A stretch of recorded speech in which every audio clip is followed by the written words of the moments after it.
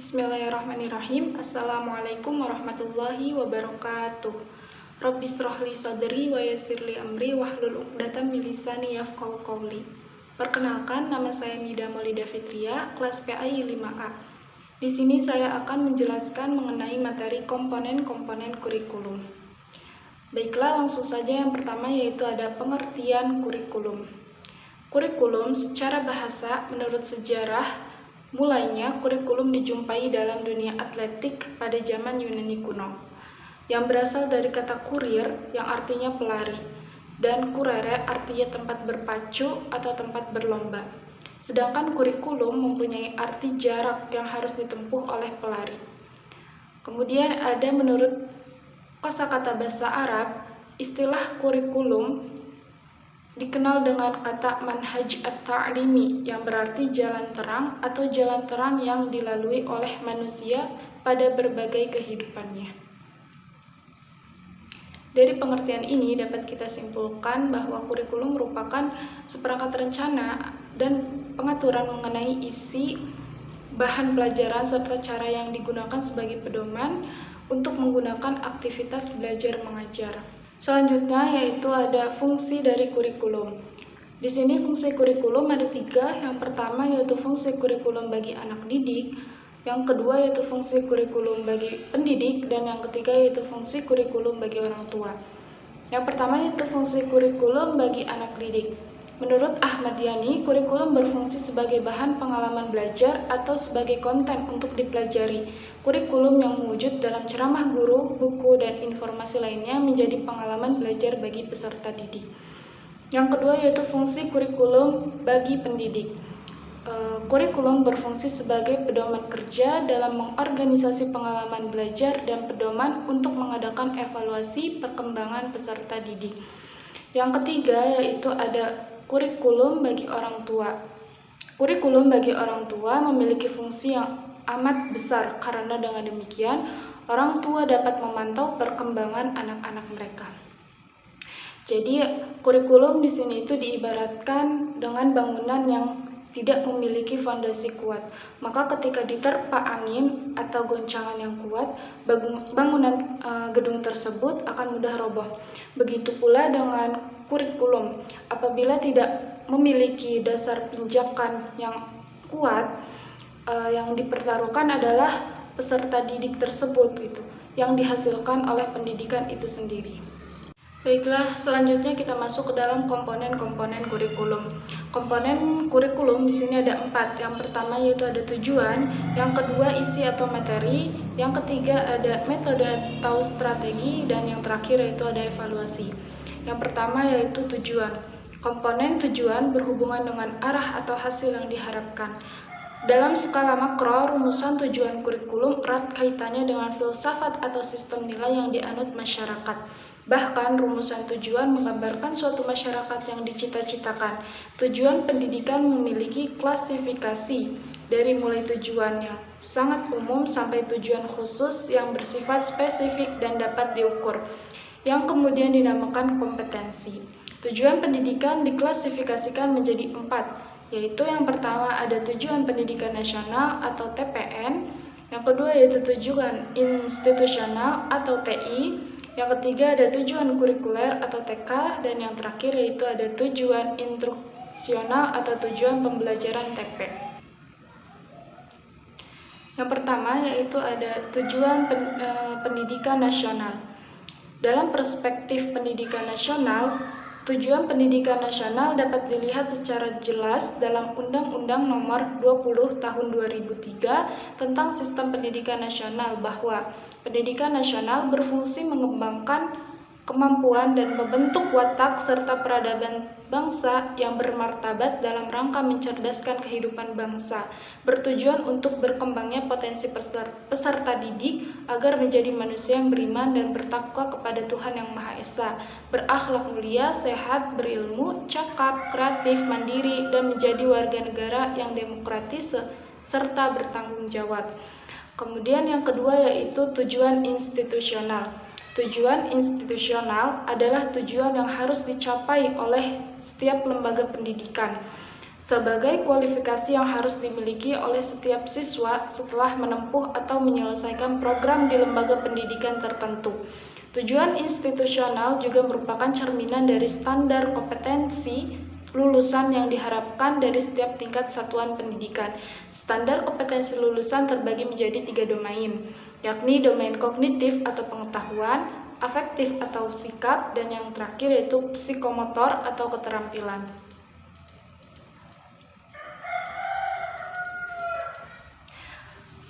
Yang ketiga yaitu ada tujuan kurikuler.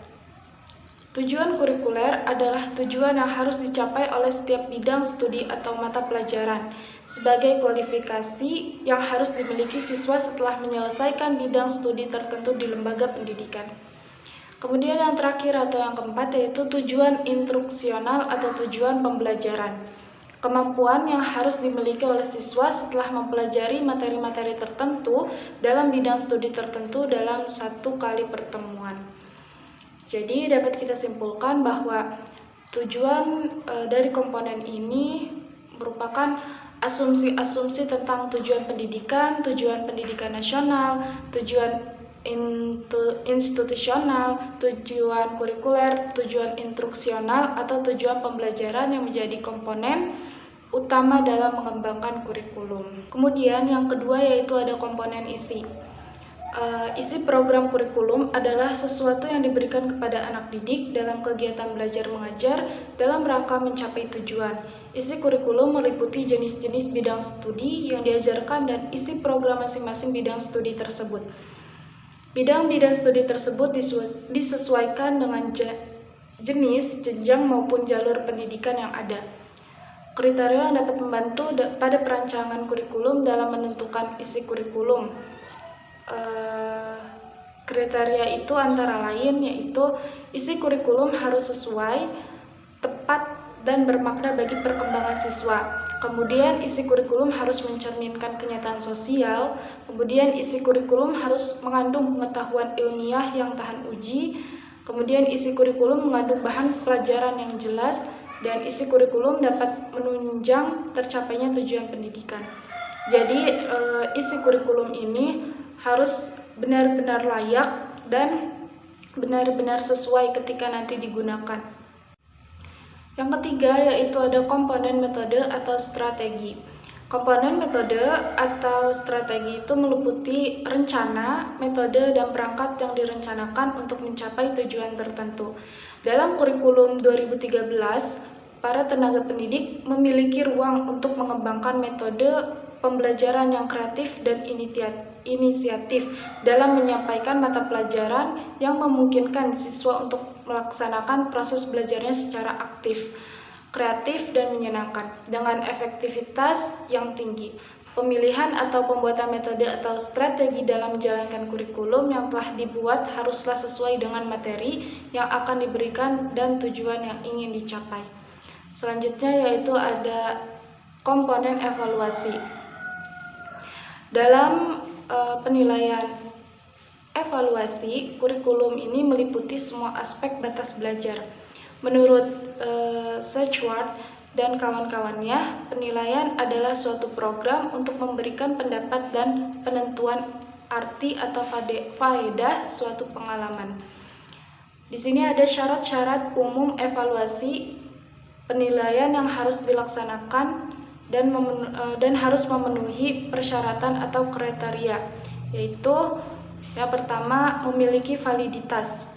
Artinya evaluasi harus benar-benar mengukur apa yang hendak diukur. Yang kedua yaitu mempunyai reliabilitas, yaitu menunjukkan ketetapan hasilnya. Dengan kata lain, orang yang akan dites tersebut mendapat skor yang sama bila dites kembali dengan alat uji yang sama di kemudian hari atau di lain waktu. Kemudian ada efisiensi, yaitu suatu alat evaluasi sedapat mungkin dipergunakan tanpa membuang waktu dan uang banyak. Kemudian yang terakhir, kegunaan atau kepraktisan. Alat evaluasi itu harus berguna, yaitu untuk memperoleh keterangan tentang siswa tersebut. Kemudian fungsi dari evaluasi ini adalah sebagai alat untuk melihat keberhasilan dalam proses pembelajaran yang diberikan oleh guru. Evaluasi dapat dikelompokkan dalam dua jenis, yaitu ada tes dan non-tes. Maksud dari tes di sini yaitu harus memiliki dua kriteria, yaitu kriteria validitas dan reliabilitas. Validitas yaitu ketetapan atau kecermatan suatu instrumen dalam pengukuran. Sedangkan reliabilitas itu digunakan untuk mengetahui konsistensi alat ukur. Apakah alat ukur yang digunakan dapat diandalkan dan tetap konsisten jika pengukuran tersebut diulang. Kemudian yang kedua yaitu ada non-tes. Non-tes adalah alat evaluasi yang digunakan untuk menilai aspek tingkah laku termasuk sikap, minat, dan motivasi. Ada beberapa jenis non-tes sebagai alat evaluasi, diantaranya yaitu ada wawancara, observasi, studi kasus, dan skala penilaian. Kemudian selanjutnya yaitu ada keterkaitan komponen satu dengan yang lainnya. Pastinya di sini komponen satu dengan yang lainnya itu memiliki keterkaitan yang tidak bisa dipisahkan. Yang pertama yaitu komponen tujuan yang telah tadi dijelaskan di bagian awal. Tujuan ini berhubungan dengan arah atau hasil yang diharapkan. Dalam skala makro, rumusan tujuan kurikulum erat kaitannya dengan filsafat atau sistem nilai yang dianut masyarakat. Bahkan rumusan tujuan menggambarkan suatu masyarakat yang dicita-citakan. Jadi komponen tujuan ini yaitu asumsi-asumsi tentang tujuan pendidikan nasional, tujuan institusional, tujuan kurikuler, tujuan instruksional, tujuan pembelajaran yang menjadi komponen utama dalam mengembangkan kurikulum. Selanjutnya yaitu isi kurikulum. Isi kurikulum itu merupakan komponen yang berhubungan dengan pengalaman belajar yang harus dimiliki siswa. Isi kurikulum itu menyangkut semua aspek baik yang berhubungan dengan pengetahuan atau materi pelajaran yang biasanya tergambarkan pada isi setiap mata pelajaran yang diberikan maupun aktivitas dan kegiatan siswa. Baik materi maupun aktivitas itu seluruhnya diarahkan untuk mencapai tujuan yang ditentukan. Isi atau materi pelajaran ini yaitu asumsi-asumsi yang berhubungan dengan pengalaman belajar yang harus dimiliki siswa. Selanjutnya yaitu ada strategi berkaitan dengan upaya yang harus dilakukan dalam rangka pencapaian tujuan. Strategi yang ditetapkan dapat berupa strategi yang menempatkan siswa sebagai pusat dari setiap kegiatan ataupun sebaliknya. Strategi yang berpusat kepada siswa biasanya dinamakan teacher-centered. Strategi yang bagaimana yang dapat digunakan sangat tergantung pada tujuan dan materi kurikulum. Jadi, komponen metode atau strategi yaitu asumsi-asumsi yang berhubungan dengan implementasi kurikulum. Nah, yang terakhir yaitu ada evaluasi. Merupakan komponen untuk melihat efektivitas pencapaian tujuan. Dalam konteks kurikulum, evaluasi dapat berfungsi untuk mengetahui apakah tujuan yang telah ditetapkan telah tercapai atau belum, atau evaluasi digunakan sebagai umpan balik dalam perbaikan strategi yang ditetapkan. Nah, jadi komponen evaluasi ini yaitu asumsi-asumsi untuk melihat efektivitas dari pencapaian tujuan. Nah, itu dia. Jadi komponen-komponen kurikulum ini ada 4. Yang pertama yaitu ada tujuan, kedua ada isi atau materi, yang ketiga strategi atau metode, dan yang terakhir ada evaluasi. Mungkin itu saja materi mengenai komponen-komponen kurikulum. Intinya komponen-komponen kurikulum itu memiliki 4 bagian. Yang pertama yaitu ada tujuan, kedua isi atau materi, ketiga strategi atau metode, dan yang terakhir itu ada evaluasi. Keempatnya ini harus saling berkaitan antara satu dengan yang lainnya. Tidak bisa dipisahkan, karena jika tidak ada salah satu dari mereka, maka kurikulum yang dipakai itu tidak layak atau tidak bisa kita gunakan dalam proses belajar mengajar. Mungkin itu saja dari saya, kurang lebihnya saya mohon maaf. Billahi taufiq wal hidayah. Wassalamualaikum warahmatullahi wabarakatuh.